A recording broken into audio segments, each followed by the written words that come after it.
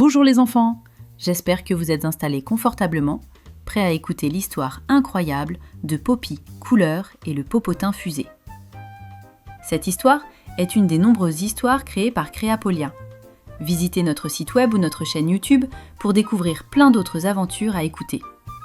Si tu aimes cette histoire et que tu es sur YouTube, appuie sur le pouce en l'air et abonne-toi à la chaîne, ça nous aide beaucoup à créer de nouvelles épopées. Ceci étant dit, bonne écoute et faites de beaux rêves pour ceux qui sont déjà au lit. Il était une fois, dans un salon très calme, quand toute la famille dormait à point fermé, deux meilleures copines cochons d'Inde qui, elles, étaient toujours éveillées. Elles vivaient dans un appartement que les cochons d'Inde avaient surnommé l'appartement-ville. En effet, pour deux petits cochons d'Inde, un appartement est aussi grand qu'une ville. Il y avait Poppy, la plus fine, avec de grandes oreilles toujours dressées. C'était le cerveau de la bande. Et puis il y avait Couleur, une petite boule de poils rousse et blanche. Elle était ronde comme une pomme et adorait grignoter tout ce qui ressemblait à de la salade. Ce soir-là, un grand silence régnait dans tout l'appartement-ville. Même le frigo avait arrêté de ronronner. Poppy s'approcha doucement de leur petit bol en plastique et pencha la tête. « Toc toc toc, Couleur, réveille-toi de ta sieste » chuchota-t-elle. « C'est une catastrophe !» Couleur ouvrit un œil, puis deux, tout étonné. « Quoi ? Qui ? Comment ? Qui me réveille de ma sieste ? Est-ce que c'est enfin l'heure de la carotte ?» demanda-t-elle en bâillant. « Pire que ça !» dit Poppy, en montrant le bol du bout de son nez rose. « Il n'y a plus une seule graine, pas un seul granulé, rien du tout. »« On a été oubliés !» s'écria la petite cochon d'Inde, les yeux grands comme des billes. Couleur sentit alors son petit ventre gargouiller très fort. On aurait dit un mini-orage qui grondait dans son bidon. « Oh là là, si on ne mange pas tout de suite, je vais devenir toute raplapla. » Poppy se redressa sur ses pattes arrière, l'air très héroïque. « Ne t'inquiète pas, j'ai un plan. Nous allons quitter la cage et partir vers la cuisine de l'appartement-ville. C'est là-bas que les parents cachent notre gros sac de graines. » Le problème, c'était que pour se rendre à la cuisine, il fallait ouvrir de l'intérieur la porte de la cage avec son gros verrou à glissière. Poppy regarda le derrière de Couleur, qui était très rond et bien rebondi. Elle pensa, elle réfléchit, et soudain, elle eut une idée de génie. « Couleur, on va utiliser la technique du popotin fusée. Tu connais ?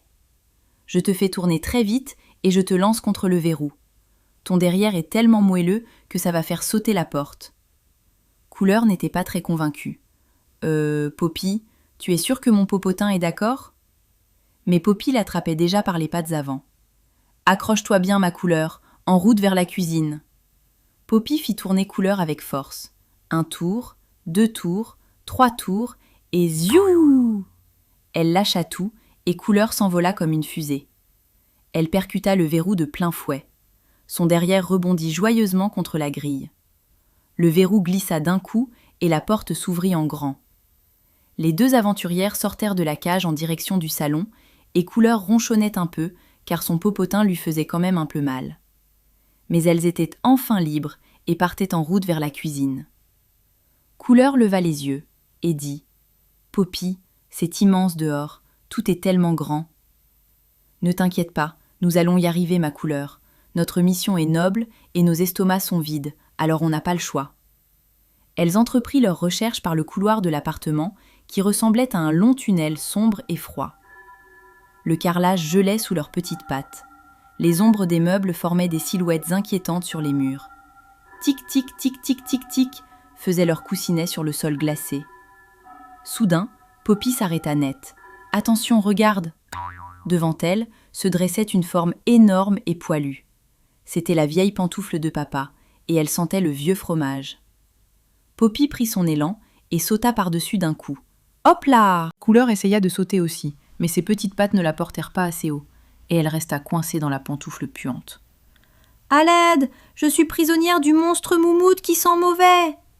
Poppy tira de toutes ses forces pour la décoincer, et Couleur sortit d'un coup, comme un bouchon de champagne. « Oh là là, mon nez !» dit Couleur. « Avec cette odeur de camembert, je ne vais plus jamais pouvoir sentir quoi que ce soit de ma vie. » Après cette étape inattendue, elles continuèrent leur chemin et arrivèrent sans trop savoir comment, dans la salle de bain, attirées par une drôle d'odeur mentholée. Poppy repéra dans la salle de bain un tube bleu sur le sol où il était écrit « Fraîcheur polaire ». « C'est de la crème magique pour guérir les popotins, c'est sûr.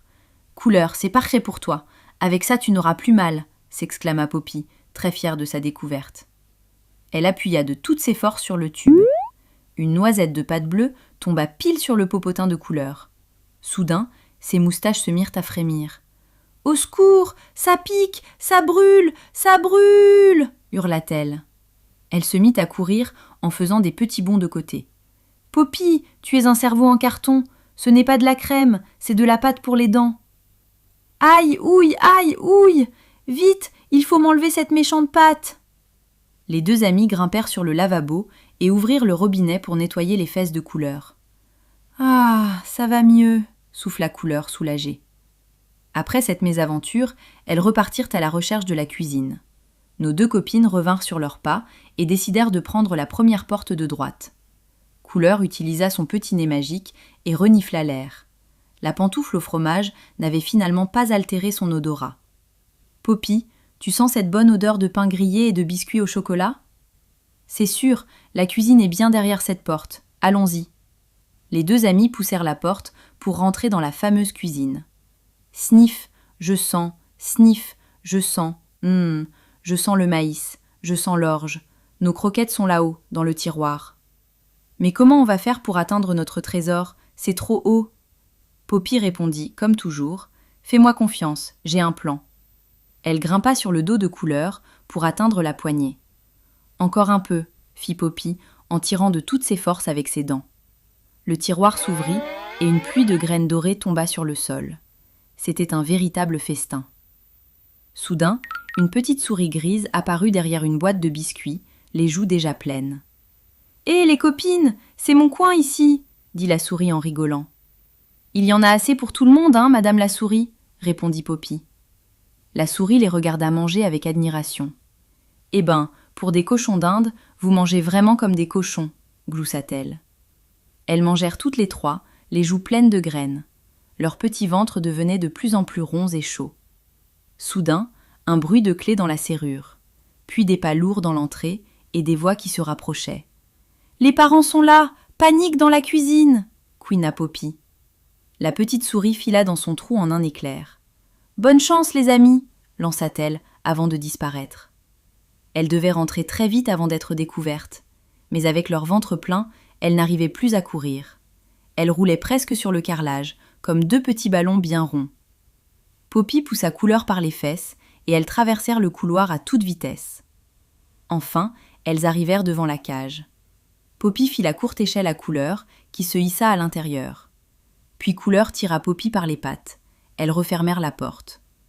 Couleur, avec son petit nez, repoussa le verrou à glissière en place, juste à temps.